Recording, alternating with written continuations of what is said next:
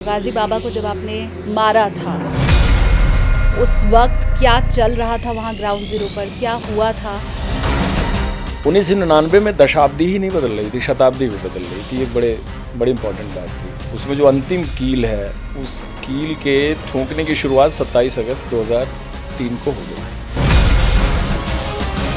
Dossier उसका profile तैयार किया गया और ये पाया गया कि एक पाकिस्तानी टेररिस्ट है जो पिछले करीब 8-9 साल से जम्मू कश्मीर में एक्टिव है, हरकतुल मुजाहिदीन के बैनर के नीचे।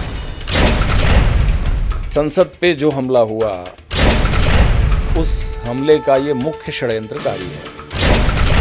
तो अगर ये संसद का हमला नहीं हुआ होता तो हमें गाजी बाबा के बारे में बहुत नहीं पता चल पाया होता। निश्चित रूप से IC-814 हाईजैकिंग भी कहा यह भी जाता है कि ओसामा बिन लादेन ने इनको प्रीति भोज दिया, डिनर दिया।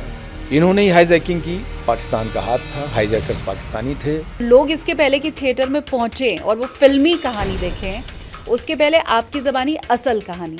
अगस्त 2003 में ऐसा आदेश आया कि भारत के तत्कालीन प्रधानमंत्री श्री वाजपेयी जी श्रीनगर आ रहे हैं।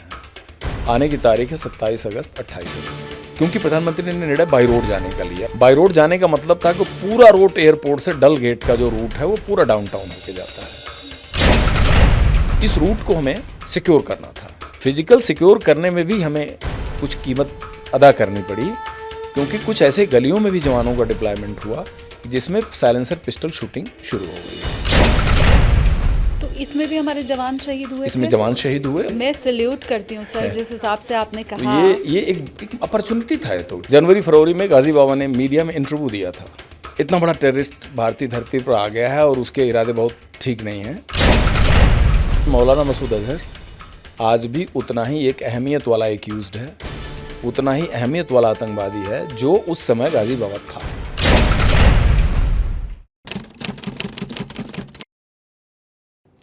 नमस्ते एवरीवन, अपनी कुर्सी की पेटी बांध लीजिए क्योंकि आप देखना शुरू कर चुके हैं टेक ऑफ विद एसकेटी यानी कि मैं शालिनी कपूर तिवारी। आपने बहुत से रियल लाइफ हीरो को देखा होगा, उनके लिए चीयर किया होगा। आप थिएटर जाते होंगे और जब हीरो कोई एक्शन सीन करता होगा तो उस पर खूब तालियां, सीटियां बजाई होंगी आपने। अच्छा, एक चीज़ फिल्मों में हम ज़रूर देखते हैं कि हीरो जब विलन से लड़ रहा होता है तो चाहे वो कितना भी घायल हो जाए, उसे गोलियां लग जाए, उसके बाद भी वो लड़ता रहता है। और फिर हम सोचते हैं कि भाई ये तो फिल्मों में ही हो सकता है, भला किसी को गोली लग जाए और उसके बाद भी वो लड़ता रहे, ये कैसे संभव है? ये तो हीरो के साथ ही हो सकता है, स्क्रिप्टेड कहानी है। लेकिन आज मेरे साथ पॉडकास्ट में जो मेहमान हैं वो रियल लाइफ हीरो हैं। उन्हें वाकई में गोली लगी थी, गोली खाने के बाद भी वो लड़ते रहे। एक ऐसी कहानी जो थ्रिलर से भरपूर है, सस्पेंस जिसके अंदर है, वीरता जिसके अंदर है, देशभक्ति जिसके अंदर है, वो मेरे इस पॉडकास्ट में आज आप देखने वाले हैं। बहुत जल्द सिनेमाघरों में एक मूवी आ रही है, ग्राउंड जीरो। इमरान हाशमी को आप उसमें देखेंगे, लेकिन इमरान हाशमी जिसका रोल अदा कर रहे हैं, जिससे इंस्पायर्ड वो मूवी है, वो रियल हीरो मेरे साथ आज इस पॉडकास्ट में मौजूद हैं। कीर्ति चक्र से सम्मानित हैं और भी दूसरे बहुत से सम्मान से उन्हें नवाजा गया। अहम बात यह कि हमारे देश की संसद के ऊपर जिस आतंकी ने हमला किया था उसे उन्होंने मार गिराया था कश्मीर में। देर नहीं करती हूँ, आज का बोर्डिंग पास हम देते हैं। मेरे साथ आज हैं NN दुबे जी। बहुत स्वागत है सर आपका। धन्यवाद Shalini, thank you so much. और किसी चमत्कार से कम मुझे लगता है वो दिन या ये स्टोरी नहीं है, क्योंकि फिल्मों में जब हम देखते हैं तो हमें लगता है ये पॉसिबल नहीं है, लेकिन आप तो जीता जागता उदाहरण हम सब के सामने बैठे हैं।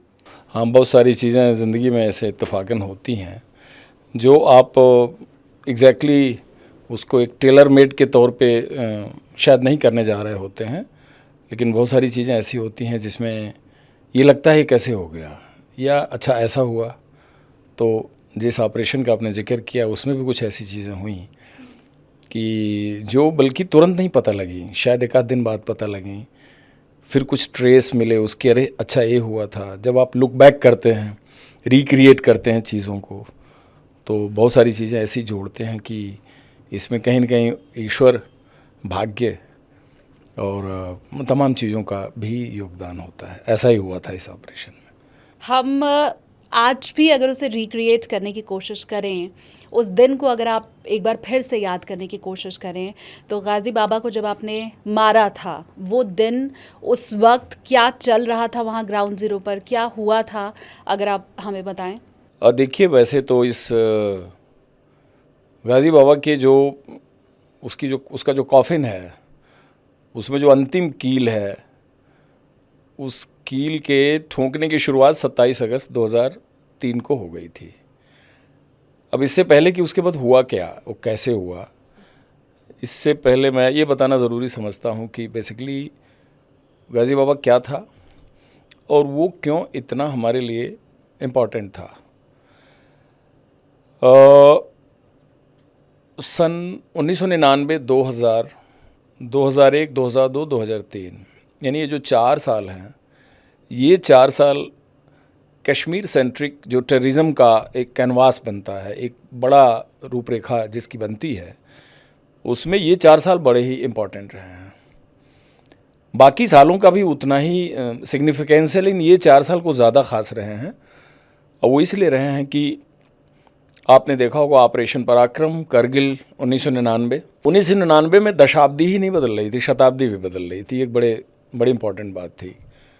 1999 2000 होने वाला था और IC-814 हाईजैकिंग भी उसी साल हुई। 15 कोर हेडक्वार्टर श्रीनगर कश्मीर में जो पहला अटैक हुआ, वो भी उसी पीरियड का देन है। सन 2000 में पाकिस्तान के बहावलपुर में भारतीय विमान को रिहा करने के बदले जिस आतंकवादी को छोड़ा गया था, मौलाना मसूद अजहर, उसने तीसरे हफ्ते जनवरी 2000 में जैश ए मोहम्मद नाम की एक बड़ी ही ख़तरनाक टेररिस्ट ऑर्गेनाइजेशन की स्थापना की। यही वो साल है जिस साल जैश ए मोहम्मद ने कश्मीर में अपना एक जो किलर अभियान था वो चलाया। यानी तमाम टेररिस्ट आउटफिट के जो ख़ास टेररिस्ट थे, उन्होंने फॉर्म किया जैश ए मोहम्मद को, और वो ग्रुप ने जम्मू कश्मीर में बहुत ज़्यादा वायलेंस किया। यही वो साल है जिसमें ईद के टाइम में नवंबर दिसंबर में सीज़ फायर 1 महीने के लिए हुआ था। हिस्ट्री में काउंटर इंसर्जेंसी में सीज़ फायर सिर्फ एक बार हुआ था।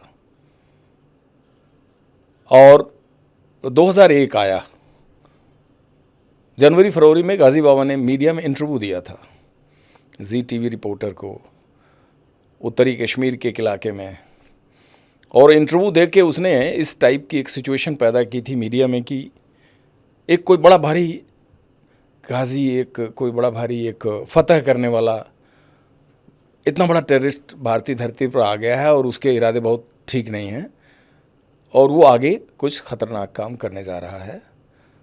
और ये उसने किया भी। 1 अक्टूबर 2001 को जम्मू कश्मीर असेंबली पर अटैक किया, डे लाइट में अटैक, जिसमें BSF का बड़ा डायरेक्ट रोल था, सीमा सुरक्षा बल, जो कि पिछले 11-12 साल से उस टाइम के लिहाज से श्रीनगर शहर और कश्मीर में एक बड़ी लीड फोर्स के तौर पे डिप्लॉयड थी।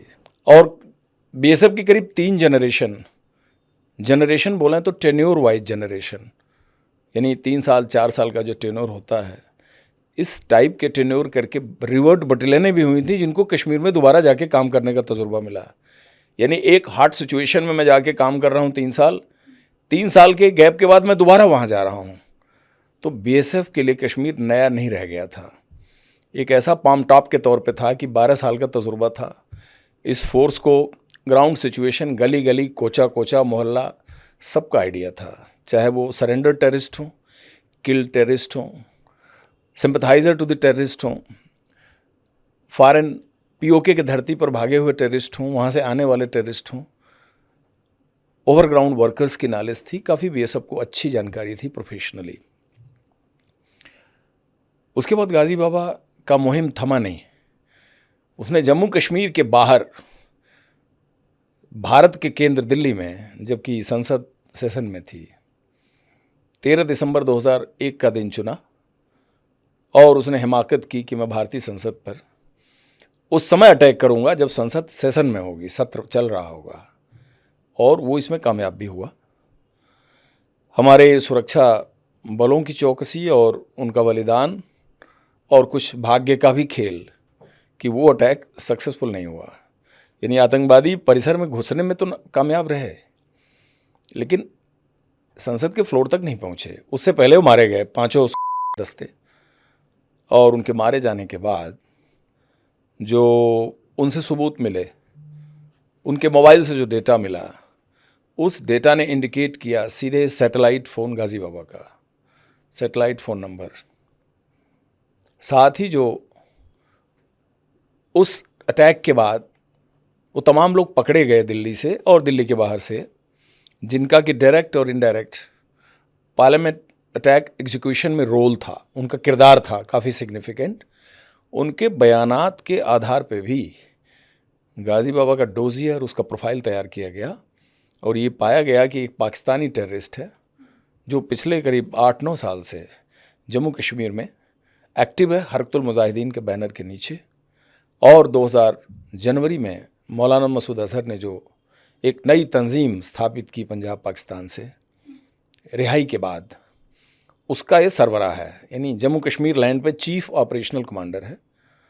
और ये आईएसआई की तरफ से ट्रेन किया हुआ एक टेररिस्ट है, जिसको कि अफ़गानिस्तान में भी गुरिल्ला वार लड़ने का तजुर्बा था। जब रशियन फोर्सेस 1980 से 1990 तक अफ़गानिस्तान में थी, तालिबान गवर्नमेंट जब वापस आई मुल्ला उमर की, उसके पहले तक वो रशियन फोर्सेस के अगेंस्ट भी जो मुजाहिद लड़ रहे थे पाकिस्तान के, उस कंपोनेंट का भी बड़ा ही वो एक अहम किरदार उसका था। और वहाँ से जब रशियन फोर्सेस वापस चली गई तो एक फेज़ आया कि इनकी फ्रेंडली गवर्नमेंट अफ़गानिस्तान में आ गई।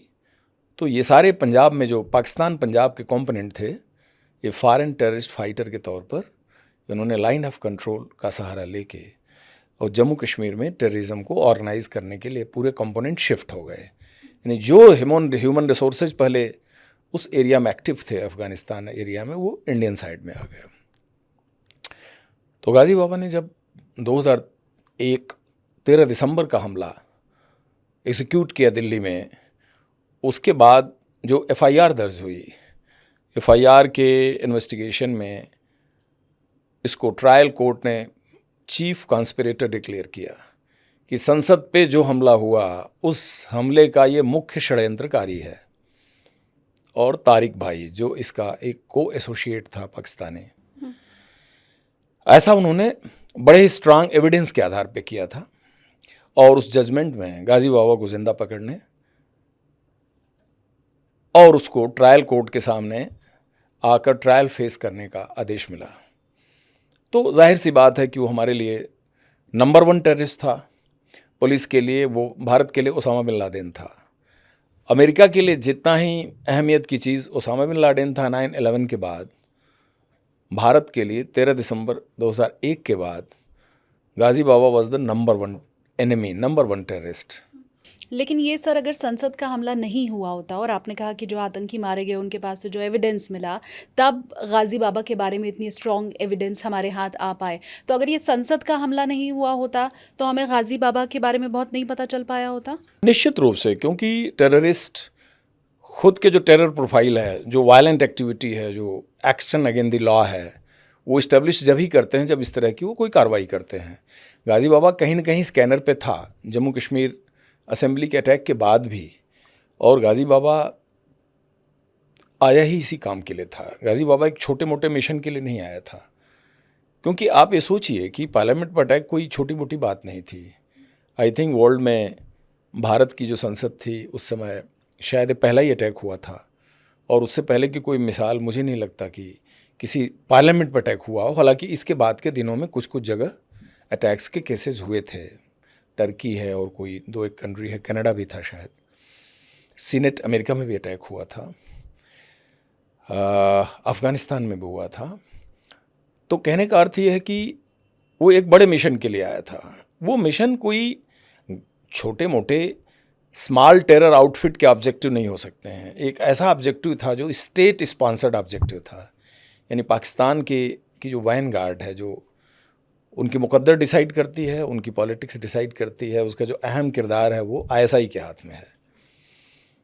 तो आईएसआई के टोटल फॉर्मेट में इस तरह का ऑब्जेक्टिव था कि भारत की संसद पे हमला करके और हम एक नया इतिहास कायम करें। और उसके लिए गाजी बाबा से उनको फिट आदमी और कोई मिल नहीं रहा था, जिसके अंदर एक ऑर्गेनाइजिंग कैपेसिटी थी, ट्रेंड था, डिफ़िकल्ट परिस्थितियों में भी लंबे दिन तक सर्वाइव करने की कैपेसिटी थी। और एक मौलाना मसूद अज़हर की जो खाली जगह थी, जो वैक्यूम था, उसको भरने के लिए वो LOC के थ्रू भारत में आया था। क्योंकि आपको मालूम है कि अर्ली 90s में ही मौलाना मसूद अज़हर गिरफ़्तार हो चुका था। वो फेक पोर्टुगीज़ पासपोर्ट पर ढाका के ज़रिए मालदा बॉर्डर पश्चिम बंगाल के रास्ते से भारत में घुसा था। उसके बाद उसने एक टेरर आउटफिट और इन सारे फाइटर्स को ऑर्गेनाइज़ करने के लिए उसकी तमन्ना थी कश्मीर जाने की। देवबंद सहारनपुर वो कुछ समय रुका। उसके बाद उसने डिमोलिश्ड बाबरी मस्जिद अयोध्या को भी विज़िट किया। उसके बाद वो जम्मू गया और जम्मू के बाद वो साउथ कश्मीर अनंतनाग में चला गया। अनंतनाग में वो अपने प्रोसेस को चला ही रहा था कि एक फेटफुल डे को वो और POK के कोटली का रहने वाला सजाद अफ़गानी, ये दोनों टेररिस्ट गिरफ़्तार हुए और इसको भी बेसब ने गिरफ़्तार किया था। इनकी गाड़ी ख़राब हो गई और गाड़ी को चेंज करके ऑटो रिक्शा में बैठने की कोशिश में एक अलर्ट BSF पेट्रोल ने इनको नैप किया। और नैप करने के बाद जब इंट्रोगेशन हुआ तो इंट्रोगेशन से पता लगा कि ये कोई साधारण आदमी नहीं है, ये बहुत ही इंपॉर्टेंट आदमी है। और तब इसकी असली आइडेंटिटी खुली कि हु इज़ मौलाना मसूद अज़हर। गिरफ्तारी के बाद ये चला गया कोट बलवाल जेल जम्मू में, जुडिशियल कस्टडी में ये चला गया, सजाद अफ़गानी और मौलाना मसूद अज़हर। तो कश्मीर के उस पीरियड में जो अर्ली 90s का पीरियड था, वो पीरियड था पाकिस्तान की स्ट्रेटजी के हिसाब से फॉरेन टेररिस्ट फाइटर्स को जम्मू कश्मीर के लोकल टेरर आउटफिट्स के साथ मर्ज करके और पाकिस्तानी टेररिस्ट के ज़रा निगरानी में टेरर आउटफिट्स को स्ट्रांग करना, सिक्योरिटी फोर्सेस के खिलाफ अटैक करना और जगह जगह पब्लिक के अंदर जो प्रो इंडियन सेंटिमेंट वाले लोग हैं उनको किल करना। एक इस तरह का इनका ऑब्जेक्टिव था और कश्मीर को पूरा डिस्टर्ब रखना। तो जब मौलाना गिरफ्तार हो गया तो गाजी बाबा ने एंट्री ली भारतीय ज़मीन पे और उसने वो कमान संभाली तब तक जब तक कि वो हमारे इनकाउंटर में मारा नहीं गया। तो ये तो उसका भारत के अंदर आने की हिस्ट्री रही। और उसके साथ ही उसके पास एक और बहुत बड़ा मिशन था। वो मिशन था कि बाय हुक और बाय क्रुक मौलाना मसूद अज़हर की भारतीय जेल से रिहाई। और इस रिहाई के लिए कोई 3-4 कोशिशें भी हुई। भारत की जेल के अंदर कोशिश हुई। उनका सबसे बड़ा तरीका होता था कि टूरिस्ट को किडनैप करिए, क्योंकि भारत हमेशा से एक फेवरेट टूरिस्ट डेस्टिनेशन रहा है और जो टूरिस्ट इंडिया में आते हैं उनके लिए कश्मीर एक बड़ा फेवरेट डेस्टिनेशन रहा है। तो अगर उनको किडनैप करते हैं, जिसमें कि ख़ास करके यूरोपियन, अमेरिकन्स, इजराइलीज़, ये उनके लिए काफ़ी अहमियत वाले टूरिस्ट होते हैं, क्योंकि ऐसे टेरर आउटफिट के लिए जो बार्गेनिंग कैपेसिटी है वो इस टाइप के टूरिस्ट के वजह से ज़्यादा अच्छी होती है। अगर किसी थर्ड वर्ल्ड कंट्री के किसी को किडनैप करेंगे तो उस पर शायद उनकी पोजीशन नेगोशिएशन की उतनी स्ट्रांग नहीं होगी। लेकिन अगर ब्रिटेन है, नॉर्वेजियन है, जर्मन है, if he is from Israel, American है, तो उसकी बार्गेनिंग कैपेसिटी ठीक ठाक होती है। तो ये कोशिश 1994 में उन्होंने की और ये कोशिश उन्होंने 1995 में भी की, जिसमें उन्होंने साउथ कश्मीर के एरिया से ट्रैकिंग करने वाले और जो नॉर्मल टूरिस्ट विजिटर हैं उनको 2 बार किडनैप किया। और उस किडनैपिंग के बाद उन्होंने कोशिश की कि इसके बदले मौलाना मसूद अज़हर की जेल से रिहाई हो जाए, बट वो उस डिमांड को अथॉरिटीज़ ने नकार दिया और उसका रिज़ल्ट ये रहा कि इन्होंने IC 814 को 24 दिसंबर 1999 को त्रिभुवन इंटरनेशनल एयरपोर्ट काठमांडू से, जबकि वो दिल्ली के लिए उड़ान भरने वाला था, उसको हाईजैक करने की प्लानिंग की। और उस प्लानिंग का पूरा खाका, पूरा उसका कंटूर पहले से ISI ने तैयार किया हुआ था।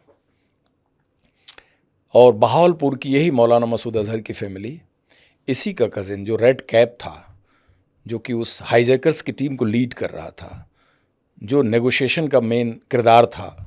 आपने फिल्म भी आई उसमें देखा होगा, IC-814। ये मौलाना मसूद अज़हर का ही कज़िन था। और आपकी सूचना के लिए बताऊं कि मौलाना मसूद अज़हर हमारे लिए आज भी प्रोक्लेम्ड ऑफेंडर है। जिस तरह से गाजी बाबा प्रोक्लेम्ड ऑफेंडर था, उसका प्रोक्लेमेशन उसके डेथ के साथ ख़त्म हो गया, तो हमारे लिए मौलाना मसूद अज़हर आज भी उतना ही एक अहमियत वाला एक्यूज्ड है, उतना ही अहमियत वाला आतंकवादी है जो उस समय गाजी बाबा था। तो मौलाना ने जो इस तरह की मौलाना मसूद अज़हर को छुड़ाने के लिए जो ऐसा एक खेल रचा गया, उसकी शुरुआत उन्होंने काठमांडू से की। और ये प्लेन भैरवा के ऊपर एयर में हाईजैक हुआ। कैप्टन देवी शरण वॉज द पायलट, जैसा कि आपको पता है। अनिल के जग्गिया वॉज फ्लाइट इंजीनियर। और पूरा क्रू, पूरे पैसेंजर्स आने वाले 25 दिसंबर क्रिसमस डे फेस्टिव मूड में थे। मिलेनियम चेंज हो रहा था, नया साल बदलने वाला था। 2K का टाइम था कि जब पूरे मतलब एक वो जनरेशन रही है हम लोगों की जो जिसने मिलेनियम चेंज होते देखा है। क्योंकि 100 साल जीने का आशीर्वाद लोग देते हैं, लेकिन 100 साल जीना सबके भाग्य में नहीं होता। तो जिसने 1999 और 2000 दोनों देखा, तो वो एक लकी जनरेशन ऐसा मानता हूँ मैं। तो उसने उस सिचुएशन का फ़ायदा उठाया और जहाज़ को राजा सांसी इंटरनेशनल एयरपोर्ट अमृतसर में उतारा गया, जहाँ आपको मालूम है 49 मिनट्स तक वो टारमेक पे रहा। रिफ्यूलिंग के लिए लाहौर गया। उसके बाद टेक्निकल एयरपोर्ट अलमिनाद दुबई में उसे उतारा गया। And finally it was destined to the very very abundant territory of Kandahar in Afghanistan. जिस समय भारत का कोई अफ़गानिस्तान के साथ डिप्लोमेटिक रिलेशन नहीं था, हमारा कोई कॉन्सुलेट नहीं था, हमारा कोई हाई कमीशन नहीं था, हमारा कोई प्रतिनिधि नहीं था जिससे कि संवाद कायम हो सके, उन्होंने ऐसे जगह जहाज़ को उतारा। और आप सोचिए कि एक किसी भी मुल्क के लिए कितनी डिफ़िकल्ट सिचुएशन रही होगी। और 170 से ज़्यादा पैसेंजर उसमें बैठे हैं, डिफरेंट एज के, हेल्थ कंडीशंस, चिल्ड्रन, छोटा बच्चा, 80 साल का बूढ़ा, न्यूली मैरिड रुपिन कटियाल की फैमिली हुआ on the way to honeymoon to Kathmandu. तो एक बड़ी ख़राब स्थिति थी वो। और जो 6-7 दिन तक नेगोशिएशन चला, उसका फाइनल पटक्षेप इस बात पे हुआ कि भारत को अपने जेल से 3 खूंखार आतंकवादियों को कंधार की ज़मीन पे छोड़ना पड़ा। Maulana Masood Azhar, Syed Mohammed Umar Sheikh, British born, London School of Economics का पढ़ा हुआ पाकिस्तानी, हुआ जन Tihar jail Delhi, and Mushtaq Ahmed Zargar, code name Latram, a Kashmiri terrorist from Srinagar. 3 मुख्तलिफ जेलों से लाए गए। लटरम श्रीनगर जेल में था, अज़हर जम्मू जेल में था और उमर शेख तिहाड़ जेल में था। इनको हमने सेफ पैसेंजर्स की सेफ रिहाई के बदले छोड़ा। छोड़ने के बाद मुल्ला उमर की सरकार थी, तालिबान अलकायदा फ्रेंडशिप में था और ओसामा बिन लाडेन अफ़गानिस्तान में था। तो रिलीज्ड टीम का इस्तकबाल हुआ। कहा यह भी जाता है कि ओसामा बिन लाडेन ने इनको प्रीति भोज दिया, डिनर दिया 31 दिसंबर की रात को इनके सम्मान में कि भारतीय जेल से इतनी शानदार रिहाई लेकर के आप आए हुए हैं। और उस रिहाई के बाद क्वेटा के रास्ते ये पाकिस्तान में दाखिल हो गए तीनों। इन्होंने ही हाईजैकिंग की, पाकिस्तान का हाथ था, हाईजैकर्स पाकिस्तानी थे। इस बात का पुख्ता सबूत एक एक परत खुलती गई और हमारे पास जैसे जैसे एविडेंस भारत को मिले, जिसमें ये भी एक एविडेंस था कि अबू जिंदल जो ओसामा बिन लाडेन का बॉडीगार्ड था, अमेरिकन फोर्सेस जब ऑक्युपाई की अफ़गानिस्तान 9/11 के बाद, तो उसकी गिरफ्तारी हुई अबू जिंदल की। अबू जिंदल का जो इंट्रोगेशन हुआ उसमें इन सब बातों का खुलासा हुआ कि बेसिकली ये जो हाईजैकर्स थे ये कैसे लिंक्ड थे ओसामा बिन लाडेन से भी। और जिन्होंने बोर्डिंग कार्ड था, बोर्डिंग कार्ड इन्होंने उसी बंकर में छोड़ के ये क्वेटा गए थे। जैसे आप कहीं रात को ठहरते हैं, बोर्डिंग कार्ड कागज़ डस्टबिन में डाल दिया, छोड़ दिया, विदाउट रियलाइजिंग कि कल को रेड होगी और अमेरिकन फोर्सेस जब उसे पकड़ेगी तो सबूत के तौर पर मिला था वो। और उस रिहाई के ठीक 20 दिन बाद 21 जनवरी 2000 को उसने जैश ए मोहम्मद की स्थापना की बहावलपुर में। अब आती है बात कि गाजी बाबा का क्या एक्शंस था भारतीय सॉइल पे। तो गाजी बाबा ने मास किलिंग से लेके जम्मू कश्मीर असेंबली पर अटैक, फॉरेन टूरिस्ट ग्रुप की हाईजैकिंग में उसका हाथ था। उसके बाद जो बहुत महत्वपूर्ण उसका हाथ था वो था 1 अक्टूबर 2001 को Jammu Kashmir assembly attack. Tata Sumo बारूद से भरी हुई और दिन में 2-2:30 बजे जम्मू कश्मीर असेंबली के मेन गेट पे उसको बैंग करना, वो दिन भी मेरे को याद है क्योंकि मैं वहीं था। और थोड़ी देर पहले मैं कुछ डॉक्यूमेंट्स लेके फ्रंटियर हेडक्वार्टर से विधानसभा के सामने से ही जा रहा था, तो तत्कालीन एसएसपी मिस्टर श्रीनिवासन वहीं बिल्कुल डिवाइडर पर खड़े थे। मैं गाड़ी रोका, थोड़ी देर चिट चैट किया और फिर मैं आगे चला गया। मुझे नहीं पता था कि अभी 15-20 मिनट बाद यहीं ब्लास्ट होना है। डल गेट पे हमारी बटालियन थी, वहाँ पहुँचा तो बहुत तेज़ ब्लास्ट की आवाज़ आई, मतलब कान फट जाने वाले। बीएसएफ ने रिएक्ट किया, बीएसएफ लीड फोर्स थी और जम्मू कश्मीर विधानसभा में रूम टू रूम घुस करके बीएसएफ के जवानों ने, अधिकारियों ने टेररिस्ट को मारा, जिसमें एक अधिकारी भास्कर सिंह रावत थे, मेरे ही बैचमेट है, रिटायर्ड आईजी, मेरे साथ ही रह भी रहे हैं, अभी इस समय उन्हीं का व्हाट्सएप भी आ रहा है। और एक साउथ बंगाल में, इस समय आपने अगर न्यूज़ देखा होगा तो साउथ बंगाल कोलकाता में एक आईजी हैं करनी सिंह शेखावत, जिनका मुर्शिदाबाद वाले इस अनरेस्ट में कल परसों वीडियो भी आया है। वो इंजर्ड भी हुआ, he was taken to the hospital. BSF के 3 जवान शहीद हुए। लेकिन ऐसी परिस्थिति में बीएसएफ इंश्योर करती थी कि सूर्योदय होने से पहले हमको ऑपरेशन क्लियर कर देना, यानी ये ऑपरेशन कल के लिए नहीं छोड़ना है। हाँ। टेररिस्ट कल के लिए अगर जिंदा रह जाएगा तो फिर ये ज़्यादा डेंजरस है, फिर हमारी एफिशिएंसी पर सवाल उठेगा। और होल्ड अप सिचुएशन होती है कि जैसे हम आप यहाँ बैठे हैं, कोई राइफल लेके अंदर घुस गया, अंदर कमरे में खुद को दाखिल कर लिया, वो होल्ड अप सिचुएशन है, क्योंकि दीवार है, सीढ़ी है, बिल्डिंग है, आपको कुछ पता नहीं कि अंदर क्या हो रहा है। ऐसी सिचुएशन में टेररिस्ट को मारने के लिए आप रूम टू रूम, एक एक कमरे में जाते हैं, इस रिस्क के साथ कि ये गोली हमको भी लग सकती है। मतलब जिसको कहते हैं गुत्थम गुत्था की फाइट, ये हुई और सक्सेसफुली सारे मारे गए। और दूसरा कांड दिल्ली में हुआ 13 दिसंबर 2001 को, जिसमें हमारे करीब 11 या 12 जवान शहीद हुए थे। दिल्ली पुलिस के, पार्लियामेंट सिक्योरिटी के, गार्डनर। तो उस हमले के बाद गाजी बाबा प्रोक्लेम्ड ऑफेंडर डिक्लेयर हुआ और उसके बाद 17 महीने लगे इसको मारने में।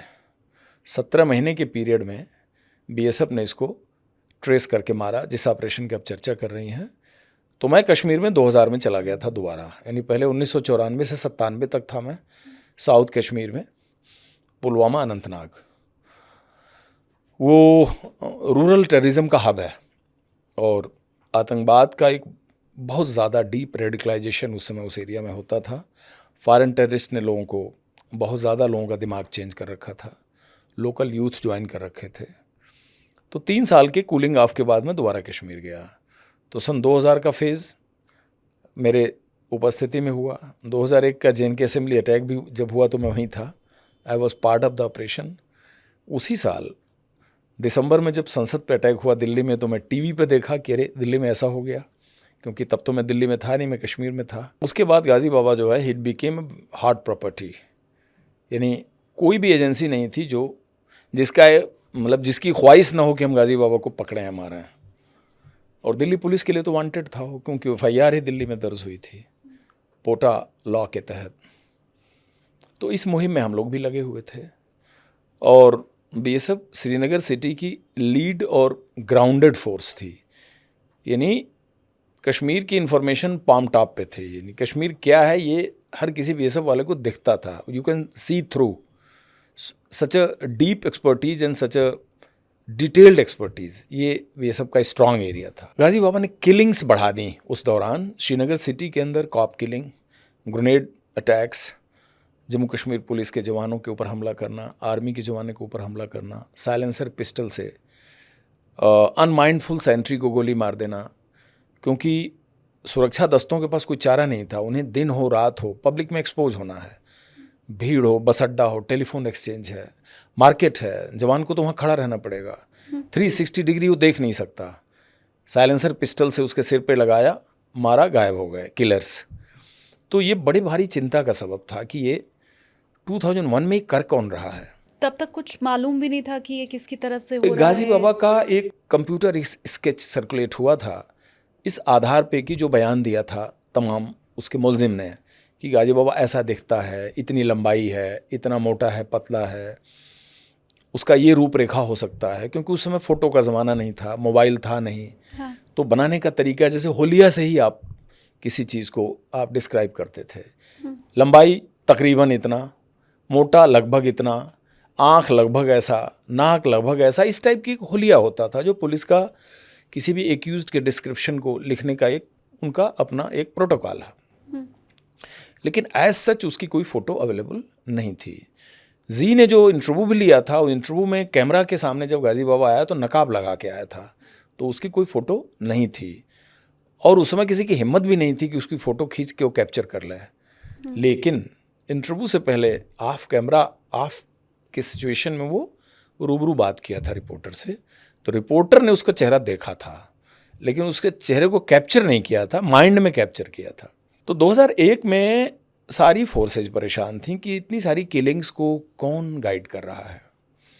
और लास्ट में जाके हम लोग इस नतीजे पे पहुँचे कि ये पूरा जो गाइडेंस है, इसको जो पूरा इंस्ट्रक्शंस मिल रहा है वो जैश ए मोहम्मद की किसी टॉप लीडरशिप से मिल रहा है।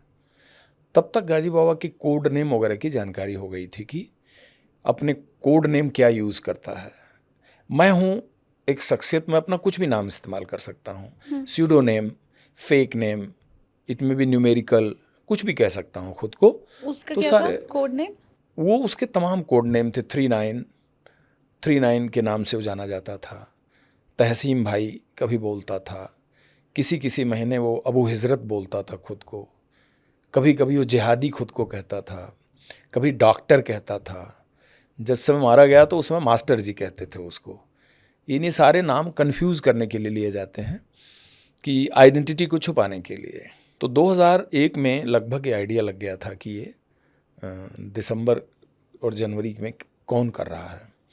2002 हमारा बड़ा डिफ़िकल्ट पीरियड रहा। 2002 में मेरी 2 बटालियनें चेंज हो चुकी थी, मैं श्रीनगर के डाउनटाउन में ही डिप्लॉयड था। तो 2000 का पूरा एक्सपीरियंस था। 2001 में क्या हुआ वो एक्सपीरियंस था। 2002 आते आते क्या हो रहा है कश्मीर में, श्रीनगर सिटी के अंदर किस गली, किस मोहल्ले, किस रोड, किस चौराहे पे, किस मार्केट, नदी के, झेलम नदी के किस ब्रिज का दोनों एंड, और डाउनटाउन, एयरपोर्ट रोड, बटमालू, पूरा एरिया, खनियार एरिया, जो भी नालामार एरिया, ईदगाह एरिया, सौरा एरिया, पूरे एरिया की हम लोगों को एक फ़ोटो पिक्चर दिमाग में हो गई थी। क्योंकि वो हम फ़ोटो के तौर पे मोबाइल में तो रख नहीं सकते थे, मोबाइल था ही नहीं।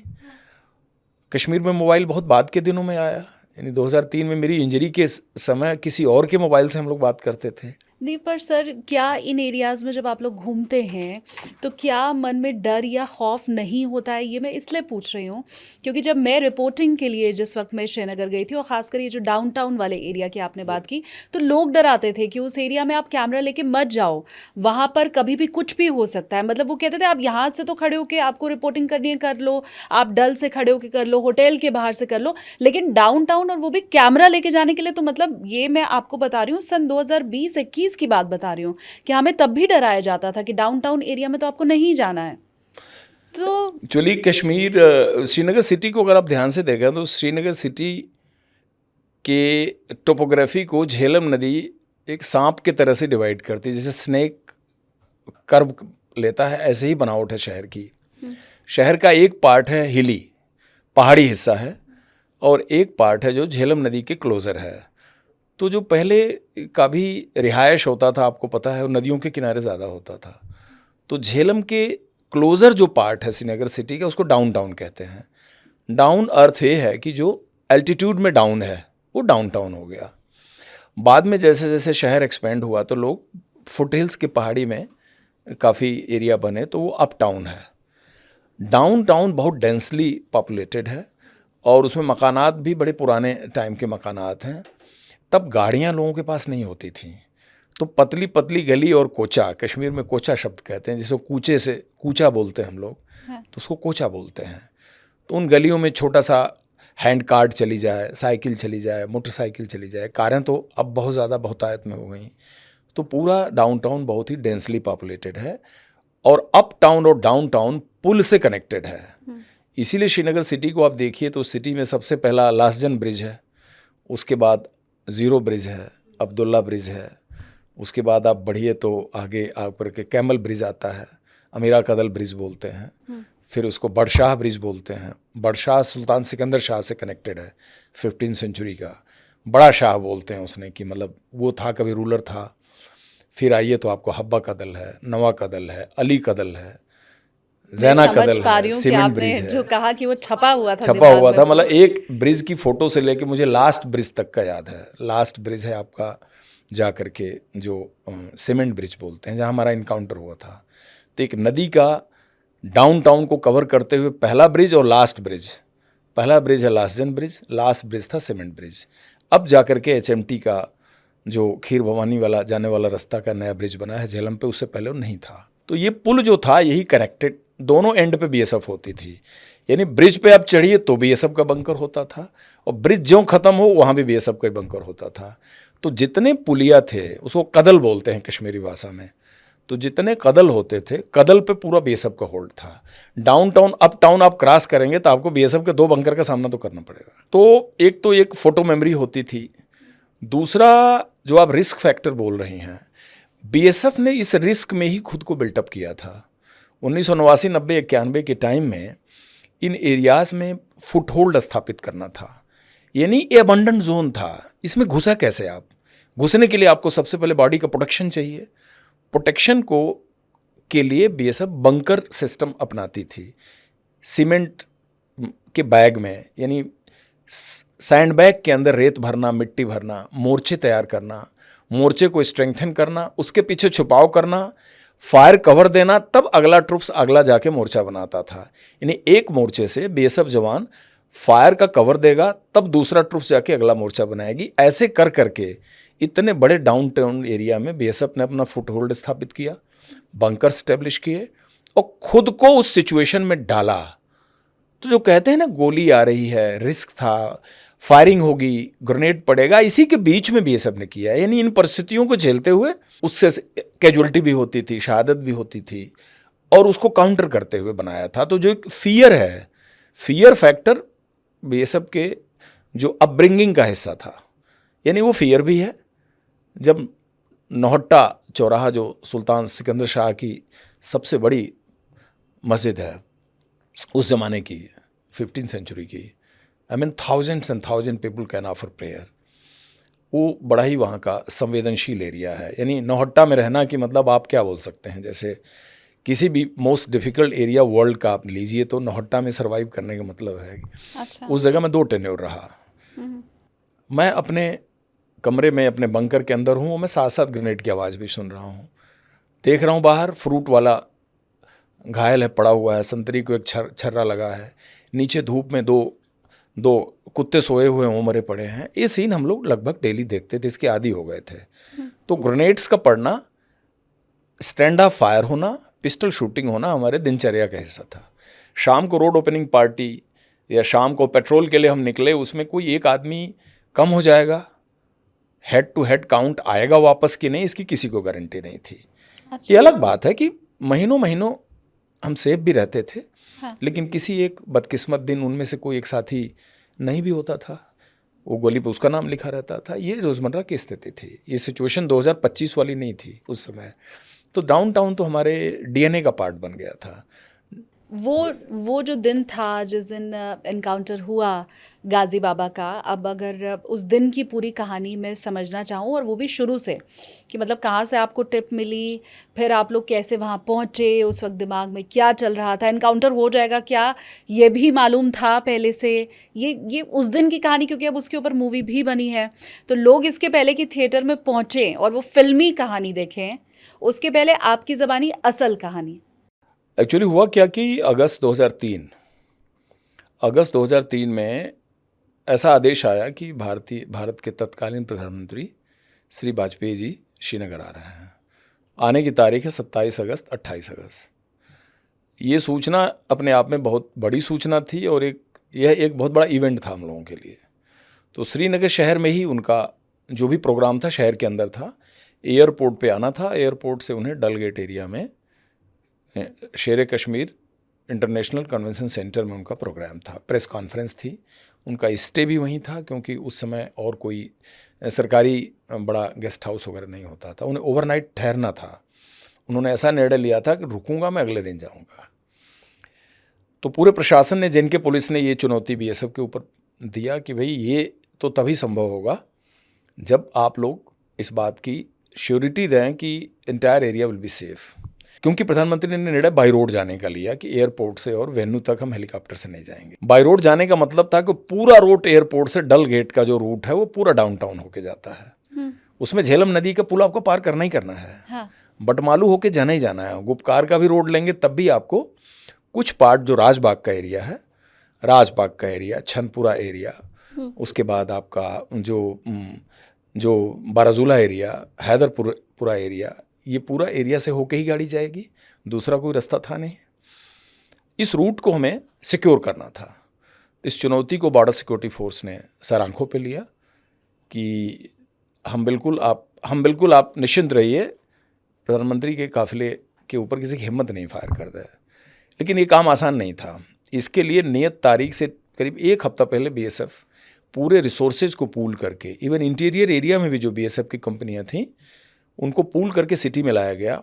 और प्रधानमंत्री महोदय के रूट के दोनों तरफ कोई गली कोचा बिल्डिंग नहीं बची होगी जिसे बीएसएफ ने फिजिकली नहीं सिक्योर किया। अच्छा। फिजिकल सिक्योर करने में भी हमें कुछ कीमत अदा करनी पड़ी क्योंकि कुछ ऐसे गलियों में भी जवानों का डिप्लॉयमेंट हुआ कि जिसमें साइलेंसर पिस्टल शूटिंग शुरू हो गई। उन लोगों ने उन लड़कों को टारगेट करना शुरू किया जो गली के अंदर होते थे, क्योंकि गली के अंदर आप बिल्कुल अनसिक्योर्ड हैं। हाँ। अचानक 90 डिग्री का मोड़ है गलियों का, आप 24 घंटे विजिल नहीं रख सकते। कोई सीसीटीवी सिस्टम नहीं था, कोई मॉनिटरिंग सिस्टम नहीं था कि किसी कंट्रोल रूम से आप सारी गलियों पर नज़र रखिए। एआई सिस्टम नहीं था। जो कुछ था फिजिकल था। आपकी 2 आंखें थीं, आपका दिमाग था। तो इसमें भी हमारे जवान शहीद हुए। इसमें जवान शहीद हुए। और 27 को महोदय का विजिट था, उसके करीब 3-4 दिन पहले से डेली कोई न कोई कैजुअलिटी होती थी। कोई कैजुअलिटी 1-2 ही होती थी, बट 1-2 कैजुअलिटी भी हमारे लिए एक काफ़ी डिमोरलाइजिंग था, क्योंकि जिस बटालियन की लड़की की कैजुअलिटी हो रही है उसी के जवान फिर ड्यूटी भी दे रहे हैं।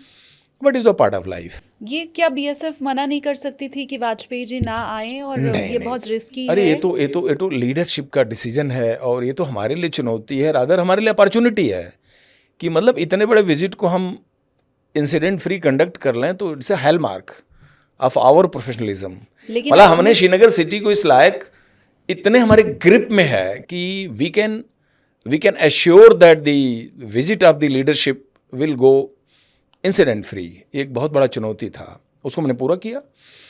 हम तो 12 साल से वहाँ इस्टेब्लिश थे। मैं सैल्यूट करती हूँ सर, जिस हिसाब से आपने कहा। तो ये एक अपॉर्चुनिटी था। ये तो ठीक है,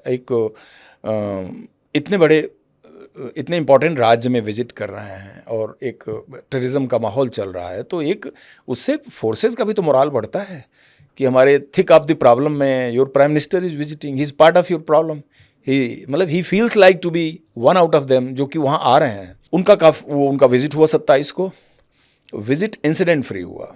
एयरपोर्ट से उतरे और शेर कश्मीर इंटरनेशनल कन्वेंशन सेंटर डल गेट, जो आज के तारीख में वहाँ का बहुत बड़ा गोल्फ कोर्स बना हुआ है, वहाँ तक उनका काफिला शांति से पहुँच गया और वो अपना प्रोग्राम शुरू हो गया। लेकिन टेररिस्ट ने क्या किया कि वो काफिले पर तो कुछ करने की उनकी ज़रूरत थी नहीं और उनको कोई उसका वो विंडो भी नहीं मिला।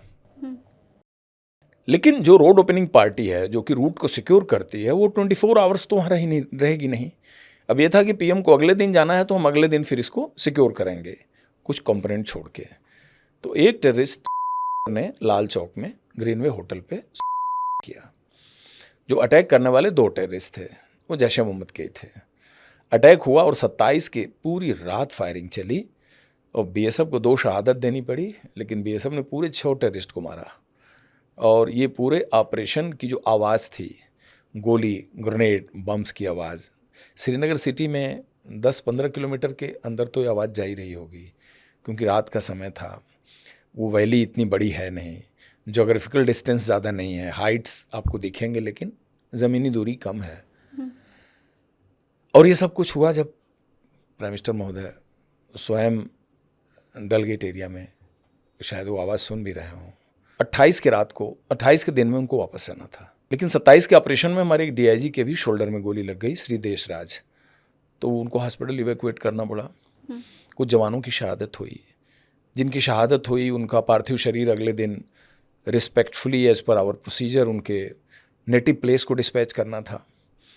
जहाँ अटैक हुआ उसके साल्वेज क्लियरिंग ड्रिल, पार्थिव शरीर जो जवानों का था उनके घर तक पहुँचाना, आतंकवादी जो मारे गए उनकी बॉडी को पीसीआर और पुलिस को हैंड ओवर करना, जिस डीआईजी को गोली लगी वो अस्पताल है उनको देखना, और प्रधानमंत्री महोदय का उसी दिन वापसी। ये सारे इवेंट 28 को एक ही दिन थे।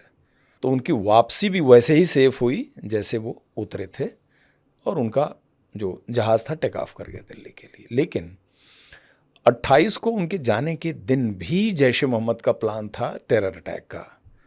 उस प्लान को एग्जीक्यूट करने के लिए जिस टेररिस्ट को उन्होंने रवाना किया, जो डाउनटाउन में ही कहीं अपने अड्डे में छुपा था, उसको जिंदा पकड़ लिया बीएसएफ की पेट्रोल पार्टी ने। अब जिंदा पकड़ने की जो कहानी है वो ये है कि जिस तरह का डाउनटाउन की बनावट है उसमें अब बहुत ज़्यादा संख्या में एक ग्रुप ड्यूटी नहीं दे सकता, क्योंकि उतनी स्पेस नहीं, उतनी जगह नहीं है। देखा हुआ है मैंने। तो ये स्ट्रेटजी हमने बनाई कि ग्रुप्स छोटे छोटे हों लेकिन हर गलियां कवर कर लें। आपके पास 100 लोग हैं तो बजाय इसके कि 10-10 का 10 ग्रुप बनाइए, आप 4-4 का 25 ग्रुप बना दीजिए। ये स्ट्रेटजी हमने अपनाई। 4-4 ही हों लेकिन 25 गलियां कवर कर लें। किस गली से आएगा आतंकवादी? किसी से तो आएगा, इन्हीं 25 में से नई गली तो नहीं बनाएगा। And it worked. एक लेन से एक टेररिस्ट एक साइकिल का हैंडल पकड़ के वॉकिंग आ रहा था। शायद मेन रोड पे आते ही उसको एक्शन करना था। उसका क्या टारगेट था, कहाँ एक्शन करता, ये तो उसमें पता लगा नहीं। लेकिन उसी हालत में हमारी एक पेट्रोलिंग पार्टी से उसका कन्फ्रंटेशन हो गया, और पेट्रोलिंग पार्टी ने उसके रिएक्ट करने से पहले उसे पकड़ लिया। जब पकड़ा तब उन्हें नहीं पता लगा कि ये पाकिस्तानी टेररिस्ट है, लेकिन जब उसकी जामा तलाशी ली तो जो उससे चीज़ें बरामद हुई उससे तो आंखें खुल गईं। AK-47 rifle, 6 magazine, grenades, explosive, wireless set, pistol, सब कुछ उसके कमीज़ के नीचे और पैंट के नीचे सारा कुछ लगा हुआ था। और बाहर से शर्ट, अनटग्ड शर्ट पहने हुए था वो, क्योंकि उससे कवर हो जाता है कि कुछ कमर में रखा हुआ है। वो साइकिल के पीछे कैरियर में एक थैला था जिसमें AK-47 को उसने हाइड करके रखा था। यानी मैं हाइड आउट से निकल रहा हूँ, सड़क तक आ रहा हूँ तो किसी को पता नहीं लगेगा मैं क्या हूँ, और उसके बाद मैं अचानक वेपन को अपने हाथ में ले लूँगा अननोटिस्ड। बट आई थिंक उसकी किस्मत ख़त्म हो गई थी उस दिन। जब पकड़ा गया और उसकी तलाशी लेने के बाद हम लोगों ने उसकी प्रिलिमिनरी इंट्रोगेशन किया तो सबके होश उड़ गए। हमने इस बात का पता कर लिया कि जैश ए मोहम्मद का डिप्टी चीफ है। इंट्रोगेशन की कहानी थोड़ी बहुत लंबी है, उसमें हमारी मेहनत और हम लोग जो उस समय AI और टेक्नोलॉजी के एब्सेंस में जो एक रूडिमेंट्री बेसिक इंटेलिजेंस पे काम करते थे वही हमारे काम आया। आपके पास कोई डेटा नहीं, किसी टेररिस्ट का कोई डोजियर नहीं है, उसकी फ़ोटो नहीं है, उसके कोई ईमेल नहीं है, उसका मोबाइल नंबर नहीं है, उसका कन्वर्सेशन का कोई डेटा नहीं है, उसके कॉन्टैक्ट्स की कोई डिटेल नहीं है। अब क्या पूछेंगे? तो जो पूछने का बेस पॉइंट होता था वो होता था आपका बैकअप नॉलेज। यानी आप अगर उस एरिया में काम किए हैं और आप उसमें बारंबार काम किए हैं तो वो जो ग्राउंड ज़ीरो है, ग्राउंड ज़ीरो मैं अभी जो यूज़ कर रहा हूँ वो फिल्म के नज़रिए से नहीं कर रहा हूँ। ग्राउंड ज़ीरो ये है कि एक्चुअल ज़मीन जहाँ आप काम करते हैं, दैट इज़ ग्राउंड ज़ीरो। तो उन पूरी चीज़ों को आप दिमाग में रखते हैं। आपका माइंड ही लैपटॉप था, यही आईफोन था आपका, यही कंप्यूटर की हार्ड डिस्क थी। मतलब कार्डन सर्च होता था, 16 तलाशी पार्टी हम लोग उस हथेली पे लिख लेते थे, हथेली पे कोडेड करते थे पाम के ऊपर, यही पाम था। इसके ऊपर तो ये आधा पेज आ जाएगा, पेन से लिखे रहते थे, सोचते थे मिटे ना, कोई ज़रूरत है देख लेंगे, यहीं से बोल देंगे। तो जो टेररिस्ट के इंट्रोगेशन के बाद हमने उसके हाइड आउट को पहले 28 के रात को उसका अपना जो तहखाना था जहाँ वो परमानेंट अड्डा बनाया था उसको रेड किया, और उसको रेड करने के बाद भारी मात्रा में हम लोगों ने गोला बारूद और असले वहाँ से बरामद किए। और बरामद करने के बाद जो मकान मालिक को पिक किया जिसके घर के अंदर तहखाना मिला था, तो उस मकान मालिक के इंट्रोगेशन पे हमने उस आदमी का पता लगाया जो ये स्पेशल तहखाना विशेष तौर पे डिज़ाइन करता है। यानी जैसे आपका स्टूडियो है, स्टूडियो की कुछ प्रॉपर्टीज़ हैं, उसको डिज़ाइन करने के तरीके हैं, इसी तरह से जो हाई लेवल टेररिस्ट हैं वो अपने छुपने की जगह को एक अलग तरीके से तैयारी रखते हैं जो कि जल्दी किसी के नज़र में न आए, आसानी से उसको आप डिटेक्ट न कर सकें, एट्सेट्रा एट्सेट्रा। और उस टाइम में close circuit TV with night vision device उसने फिट कर रखा था अपने हाइड आउट में, जिसका हमें कोई ज्ञान नहीं था। मतलब इतना वेल प्रिपेयर्ड है, इसका बाहर पब्लिक को कुछ नहीं पता था। ये उसकी अपनी उसकी तैयारी थी, मतलब जो कि कहा जाए तो काफ़ी बड़े लेवल पर अपनी तैयारी किया था। तो 28 की रात की रिकवरी बहुत ह्यूज थी। आईजी साहब आए रात को देखने, कंप्लीट अमला आया और देख के सबकी आंखें फटी रह गई कि अरे एक हाइड आउट में इतना वेपन हो सकता है। वो हाइड आउट ही नहीं था, पूरे जैश मोहम्मद की आर्मरी थी, उनका शस्त्रागार था एक तरह से देखा जाए तो, असलहा बारूद का एक अड्डा था, दिल्ली का नक्शा भी था उसके अंदर। अच्छा। मुझे याद है दिल्ली का नक्शा, वो मेरे पास फ़ोटो है उसको ओरिजिनल। 28 की रात को जो असलहा मिला, गोला बारूद मिला, उस दिन की कैमरे की फ़ोटो भी मेरे पास रखी है। उस दिन मेरा हाथ इंटैक्ट था क्योंकि एक रात पहले की घटना थी। फिर हमने 29 के मॉर्निंग में इंट्रोगेशन करते रहे और हम भाग्यशाली रहे कि उस कारपेंटर को रातों रात ही हमने अनंतनाग से पकड़ लिया। यानी रात को ऑपरेशन भी चल रहा है। 26 के रात से हम जगे हुए हैं। 27 के दिन में प्राइम मिनिस्टर आते हैं, पूरा दिन पूरी फोर्स जगी है। 27 के नाइट में इनकाउंटर होता है, जगी है। 28 के पूरे दिन जगी है और 28/29 को इसका अड्डा हम रेड करते हैं। हाँ। और 29 के मॉर्निंग में फिर हम जगे हुए हैं हम लोग, क्योंकि इंट्रोगेशन चल रहा है, आप ब्रेक नहीं कर सकते। एक ऑपरेशन जब कनेक्ट होता है तो उसको आप शेल्फ में नहीं रख सकते कि ठीक है यहाँ तक किया और फिर 2 दिन बाद करूँगा, नहीं। पर एक झपकी नहीं, आधा घंटा, क्या होता एक क्या है, घंटे मुझे लगता है कि भगवान ने भी सबको एक फंक्शनल स्ट्रेंथ दी हुई है। आप जो काम कर रहे होते हैं, अकॉर्डिंग टू दैट आपकी बॉडी ट्यून अप हो जाती है और आपके पास एक मिनिमम सर्वाइवल कैपेसिटी बन जाती है। और operational curiosity, sensation, challenge, risk, success, ये सब जो जोड़ के एक पैकेज बनता है, तो उससे थकावट तो थी थोड़ी, ये लेकिन 60 घंटे तकरीबन हो गए थे। 72 घंटे इनकाउंटर होते होते 72 आवर्स हो गए थे। तब तक कोई नहीं सोया मतलब था। जो मेन लोग थे, जवानों की तो बदली होती थी बीच में। हाँ। जैसे ट्रूपर गए, फिर 12 घंटे 8 घंटे के बाद दूसरा सेट ऑफ जवान तैयार कर दिए। लेकिन जो लोग हेल्म ऑफ अफेयर्स में थे, इंट्रोगेशन कर रहे थे, ऑपरेशन को ऑन हैंड लीड कर रहे थे, उसके ऊपर उनको क्रिटिकल डिसीजन लेना था। और ये कितने जवान रहे होंगे? घेराबंदी वगैरह में तो करीब 80 से लेकर 100 लोग थे जो मकान घेरे थे। लेकिन मेन इनकाउंटर के समय हम 12-13 लोग अंदर घुसे थे, इंक्लूडिंग मी, जो एक्चुअल उस कमरे में घुसे थे। ठीक है। तो 29 के दिन में उसका इंट्रोगेशन हुआ कारपेंटर का, और 29 के शाम तक हम लोगों ने ब्रेक कर लिया कि ही इज़ द कारपेंटर जिसने उसका हाइड आउट डिज़ाइन किया हुआ है। फिर अब ये हुआ कि जब अब हमें पता लग गया हाइड आउट डिज़ाइन किया हुआ, तो उस हाइड आउट को हम पहले स्टील्थली देख लेते हैं, मतलब उसकी रेकी कर लेते हैं। अच्छा। तो 29 के शाम को ही हम लोगों ने उस हाइड आउट का रेकी किया, एक सिविलियन कार में बैठ के, जिससे कि आसपास के लोगों को पता न लगे कि ये फोर्स की गाड़ी है और किसी खास मकसद के लिए आए हैं। रेकी करने के बाद वापस आ गए हम लोग। और आप हमने लोग नॉर्मल कपड़ों में थे? नॉर्मल कपड़ों में, जस्ट वो एक हमारे ऑपरेशन का तरीका भी होता था, कैसा हम लोग करते थे। हाँ। फिर ये हुआ कि इसी रात, आज रात को ही करना ऑपरेशन है, क्योंकि ये अब हम मौका नहीं देना, क्योंकि हमारे पास ऑलरेडी इसका डिप्टी चीफ अंसार भाई पकड़ रखा हम लोगों ने, एक पाकिस्तानी। ये बात कहीं लीक हो गई या गाजी बाबा इसको खोजेगा कि ये कहाँ गया, कम्युनिकेशन में नहीं आ रहा है, तो ये बात लीक हो जाएगी, तो हमारे पास टाइम नहीं है। और चूँकि इतना बड़ा दौरा था शहर में 27 और 28 का, कि ये बात भी इस तरफ इशारा कर रही थी कि ये पूरा जो हमको हमारे सामने चीज़ें एक्सपोज हो रही हैं नॉर्मल नहीं हैं, ये इंडिकेटर है कोई बड़ी चीज़ का। तो हमने सेम नाइट का प्लान किया कि रात के 3:30 हम रेड करेंगे, 3:30 मॉर्निंग, जिसके लिए 11 बजे रात तो इंट्रोगेशन हो ही गए थे, 3:30 रेड करना था, तो आपको 2:30 बजे उठना था। तो फिर भी सोने का किसी के पास टाइम नहीं था। सारी तैयारी ग्राउंड की कर ली थी हमने, जिनके पुलिस के भी नुमाइंदे हमारे साथ आए, और यह ऑपरेशन एक्सक्लूसिवली BSF ने हैंडल किया। तो अगले दिन 30 का व्रत था, तो वाइफ भी साथ थी, हमारे बच्चे थे। हमारे बच्चे 4 साल लाल चौक से जाके केंद्रीय विद्यालय में पढ़े हैं। बड़े बेटे का हाई स्कूल बोर्ड भी कश्मीर से हुआ। अच्छा। सवेरे जाते थे 7 बजे और 1 बजे तक, जब तक आ नहीं जाते थे तब तक कोई श्योरिटी नहीं रहती थी कि डाउनटाउन से वो कैसे घर तक पहुंचेंगे। आज की तारीख में किसी से कहिए कि खनियार बटमालू और लाल चौक से डेली बच्चे भेज के पढ़ाना, इवन आज 2025 में भी मुझे नहीं लगता। अब हम सोचते हैं कि अच्छा तब हम कैसे किए ऐसे।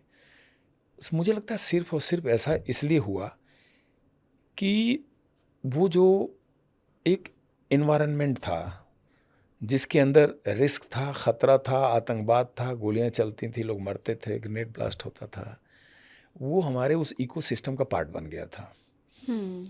कि हम वहीं रह रहे हैं, हम हैंडल कर रहे हैं, ठीक है। तो नाइट में हम करीब 3:30 के करीब ऑपरेशन के लिए निकले। कंप्लीट ब्रीफिंग हुई ट्रुप्स की कि आज का ऑपरेशन बहुत क्रिटिकल है। घर में मैं बोल के गया था कि थोड़ा टफ ऑपरेशन है आज का, तो पता नहीं लगा क्या होगा, लेकिन आएंगे अगले दिन तो शंकराचार्य मंदिर चलेंगे। तो ठीक है, वाइफ कहीं ठीक है, जा रहे हैं तो जा रहे हैं। आप एनकाउंटर के लिए जा रहे हैं या ये बातें घर में मतलब बताई थी ये आपने? जैसे घर में आप वेपन लेके निकल रहे हैं और टाइम पे निकल रहे हैं, ट्रुप्स तैयार हो रही है, तो सब समझ जाते हैं। और वो चीज़ वो पिछले 2 साल से देख रहे हैं, 2-2.5 साल से देख रहे हैं, तो वो भी उसको अडॉप्ट कर लेते हैं कहीं ना कहीं कि ठीक है, ये इनके पार्ट है, रूटीन का हिस्सा है। सलामती की दुआ तो सब करते हैं, लेकिन वो आप उसको करना तो है। तो उसके बाद हम लोगों ने मकान को घेरा। घेरने के बाद मकान में अंदर से बाउंड्री वाल था उसके चारों तरफ। नूरबाग, सफ़ा का दल, सीमेंट ब्रिज के साथ ही हफ्तियार बोले एक एरिया है। हफ्तियार एरिया में ही वो झेलम से बिल्कुल सटे हुए घर था। एक गली में था, पतली गली थी, चौड़ी गाड़ी नहीं जा सकती थी, इवन जिप्सी भी बड़ी मुश्किल से घुस सकती थी, क्योंकि उसने जो घर बड़ी दिमाग से चुना हुआ था, ऐसा मकान चुना था कि वहाँ तक आप गाड़ी लेके थ्रू एंड थ्रू नहीं पहुँच सकते हैं। आपको वहाँ तक पहुँचना है तो गाड़ी किसी एक पॉइंट पे छोड़ना पड़ेगा, वहाँ से आपको पैदल आना पड़ेगा। तो टेररिस्ट जानबूझ के ऐसा इसलिए करते हैं कि जो पैदल आप आ रहे होंगे उस फेज़ में वो उनको पता लग सके कि कुछ होने जा रहा है। गाड़ी से तो रिएक्शन टाइम ज़्यादा होगा नहीं, आप बिल्कुल डोर पे पहुँच सकते हैं, पैदल में आप दूर से दिख सकते हैं। तो ये स्ट्रेटजिकली उसने डिसाइड किया हुआ था कि यहीं बनना है। अंदर घुसने के बाद हमने ग्राउंड फ्लोर का पूरा तलाशी लिया।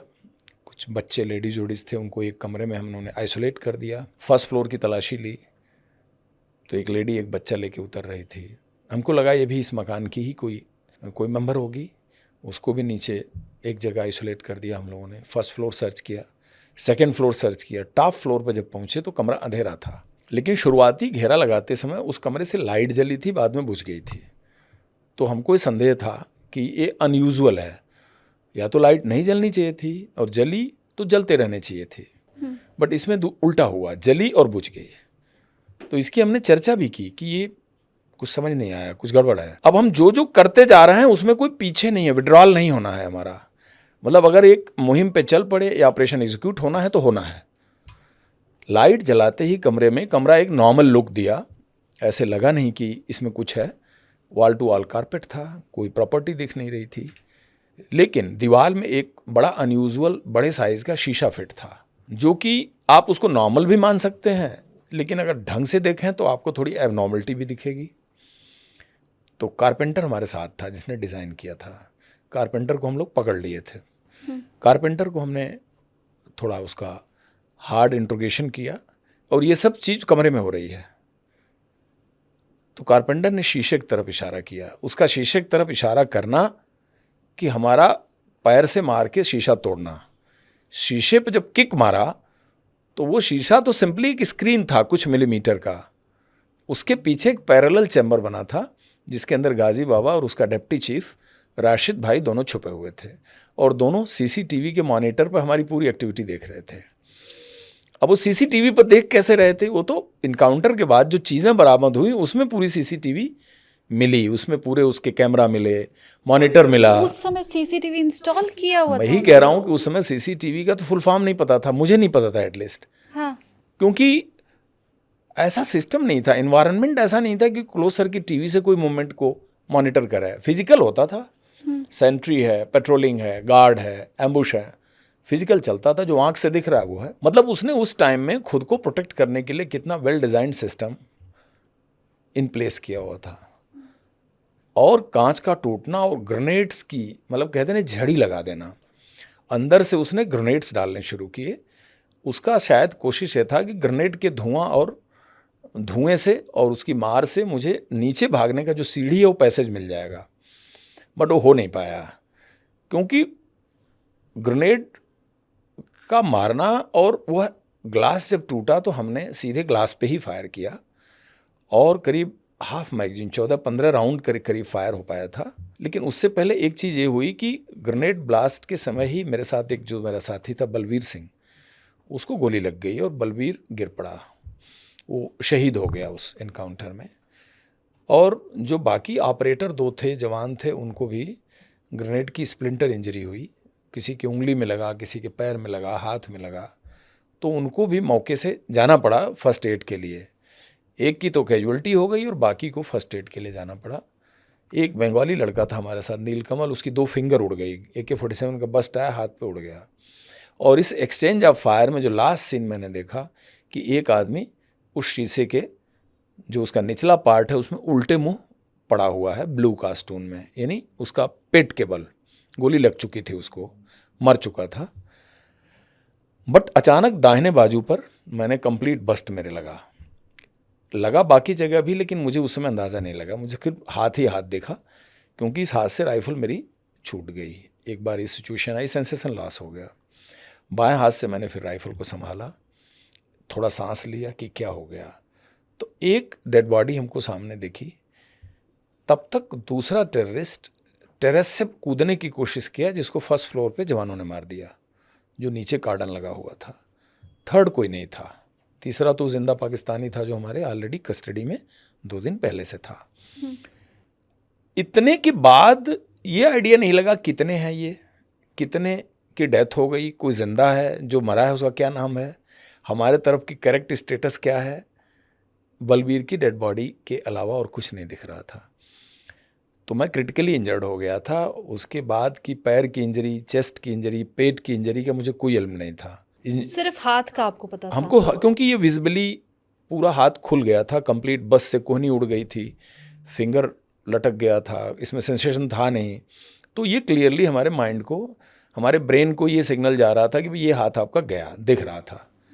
बाकी इंजरी का उस समय मुझे इल्म नहीं हुआ। तो लेकिन गोलियां और भी लगी हाँ, थी? वो बाद में हॉस्पिटल में फिर जब बॉडी एग्जामिन किया तो उनको दाहिने पैर में एक शॉट लगा, पेट में लगा, जो गोली अंदर ही है, अभी यूरिन ब्लैडर के ऊपर पड़ी हुई है वो, उसने इंटेस्टाइन को रप्चर कर दिया अंदर, स्पाइनल कार्ड को ब्रूज कर दिया। और लेफ्ट में 3 शॉट लगे, जो एक मेडल में पहना था उसको क्रश करके और आर्मपिट में चला गया वो, और मेरे मेन बॉडी का जो केज है उसमें गोली नहीं गई, तो एक बहुत बड़ा बचाव हो गया। फिर मैं सहारा खुद को दे के, मैं होश में था, I could walk, I could talk. सीढ़ियों से मैं खुद ही नीचे आया, बीच में सीढ़ी में जवानों ने मुझे सहारा दिया। फिर मैं ग्राउंड फ्लोर पर आया और आके मैंने अपने अधिकारी को बोला कि अंदर टेररिस्ट हैं, कितने मरे मुझे पता नहीं, और बलवीर की डेड बॉडी है, लगता है इसमें टेररिस्ट और होंगे, मकान को नहीं छोड़ना, हमको इवैक्यूएट करो तुरंत। तो बी पॉजिटिव ब्लड ग्रुप था मेरा। तुरंत जिप्सी अंदर आई और मुझे मेडिकल कॉलेज, वहाँ से करीब 10 मिनट का रास्ता था, मेडिकल कॉलेज मुझे ले जाया गया। वहाँ पर हमारी मेडिकल टीम ऑलरेडी पहुँची हुई थी, और जब उन्होंने एग्ज़ामिन किया हमें तो उन्होंने बोला कि परफोरेशन हो रहा है, हम लोगों को, हमारे आपको एब्डामेन सर्जरी करनी पड़ेगी, पेट खोलना पड़ेगा, और दाहिना हाथ तो लटका ही था। वहाँ सारे इंजरी की नॉलेज हुई, उसमें भी पैर की और चेस्ट की फिर भी पता नहीं लगी, अभी 2 ही पता लगी, पेट की और हाथ की। तो मैंने बोला नहीं, मैं मिलिट्री हॉस्पिटल जाऊँगा। तो 92 बेस हॉस्पिटल 15 कोर हेडक्वार्टर के अंदर था, वहाँ करीब 15-20 मिनट लगा जाने में। वहाँ फिर ऑपरेशन थिएटर में उन्होंने ऑपरेट किया। और इधर क्या हुआ, जहाँ ऑपरेशन चल रहा था, इधर फर्स्ट लाइट का इंतज़ार किया गया, यानी रात के अंधेरे को पहले सोचा गया कि थोड़ा, क्योंकि उसके बाद कोई फायर नहीं हुआ, उसके बाद टोटल काम एंड कूल हो गया, यानी जो झटके में इनकाउंटर होना था उस फ्लोर पे हो गया, उसके जो भी कॉन्सिक्वेंसेस थे। फर्स्ट लाइट के बाद ट्रुप्स जो है सीढ़ी से जब अंदर क्लियरिंग के लिए गई, just to see the each and every room floor wise. Encounter वाले फ्लोर पर उनको बलबीर की डेड बॉडी मिली। गाजी बाबा जो औंधे मुंह पड़ा था वो गाजी बाबा था, और जो गिरा था दूसरा वो राशिद भाई था। इसके अलावा हमारी कोई कैजुअल्टी नहीं हुई। और गाजी बाबा को फिर अब डिक्लेयर कैसे किया जाए, आइडेंटिटी की बात आई कि मतलब हाउ यू विल असरटेन कि यही है। तो उस चुनौती को बीएसएफ ने हैंडल ऐसे किया कि जो हमारे पास जिंदा पाकिस्तानी ऑलरेडी गाजी बाबा का डिप्टी चीफ हमारे कैप्टिविटी में था, उसको डेड बॉडी दिखाई गई, उसको गाड़ी में लेके आए, वो तो हमारे कब्जे में ही था। उसने पहचान कर लिया कि हाँ मास्टर जी यही है। दूसरा, जी न्यूज़ के रिपोर्टर को लाया गया, नसीर को।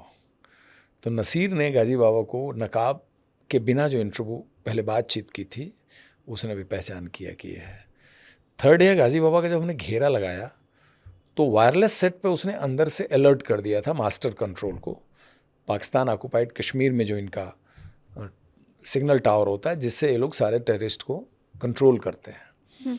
तो उसने अपने को सीज़ में होने की खबर दे दी थी कि मैं सीज़ में हूँ, मतलब घेरा लग गया है, जस्ट ही इन्फॉर्म्ड। इस सिग्नल को इंटेलिजेंस एजेंसी ने भी पकड़ा, आर्मी ने भी पकड़ा, क्योंकि बाद में वो लोग भी आए तो वो भी डिक्लेयर हो गया कि ये गाजी बाबा है। फिर पाकिस्तान ने क्लेम, मतलब टेररिस्ट ऑर्गेनाइजेशन ने क्लेम किया, उन्होंने अपने सिग्नल भेजे कि हमारे आँखों के नूर, हमारे सिर के ताज मोहतरम गाजी बाबा नहीं रहे, इसका बहुत बड़ा खेद है। हम उनके कातिलों को पैगाम देते हैं कि वो दुनिया में किसी भी कोने में होंगे तो हम उन्हें नहीं छोड़ेंगे। उन्होंने एक अपना मैसेज दिया था जैश ए मोहम्मद ने। तो इस तरह से गाजी बाबा की आइडेंटिटी क्लियर हुई, डेड बॉडीज़, और फिर उसके हाइड आउट से ह्यूज असलहा बारूद बरामद हुआ। और वही नहीं बरामद हुआ, जो पाकिस्तानी हमारे कैप्टिविटी में था उसके बयान के बेस पे फर्दर 8 से 10 हाइड आउट का भी उसको भी बस्ट किया गया, जिसमें कोई टेररिस्ट तो नहीं मिला लेकिन वहाँ पर बहुत बड़ी बरामदगी हुई। और इस ऑपरेशन को मैं डिप्टी प्राइम मिनिस्टर ने बयान दिया अगले दिन कि हम बड़े गर्व के साथ कह सकते हैं कि हमारे संसद पर जिसने हमला किया, हम उस मुख्य आतंकवादी को हम लोगों ने 17 महीने के अंदर ढेर कर दिया, जबकि ओसामा बिन लादेन की तलाश अभी भी अमेरिका को जारी है, क्योंकि वो तो 9/11 में हुआ था और वो मारा गया जाके 2006 में 7 में। They still took 6 to 7 years too. तो ये एक बड़ा, एक तरह से ये लाल कृष्ण आडवाणी जी की तरफ से कहा गया बयान था। पेपर में कटिंग भी है उसकी मेरे पास। तो ये क्लेम किया गया और काउंटर इंसर्जेंसी ऑपरेशन का ये बहुत सक्सेसफुल ऑपरेशन माना गया था, जिसमें एक भी सिविल कैजुअल्टी नहीं हुई। इतने डाउनटाउन डेंस एरिया में 7 के घर, उस मकान के अंदर भी जो लोग थे उनमें भी किसी को गोली नहीं लगी, सबको सेफ बचाया गया। शहादत हमारे कांस्टेबल बलबीर की हुई, आतंकवादी मारे गए, और हमारी रेडिंग पार्टी जो अंदर घुसी उसमें इंजरीज हुई, जिसमें सबसे ज़्यादा फैटल इंजरी मेरी थी। तो ये बड़ा neat and clean actual encounter की कैटेगरी में इस ऑपरेशन को रखा गया।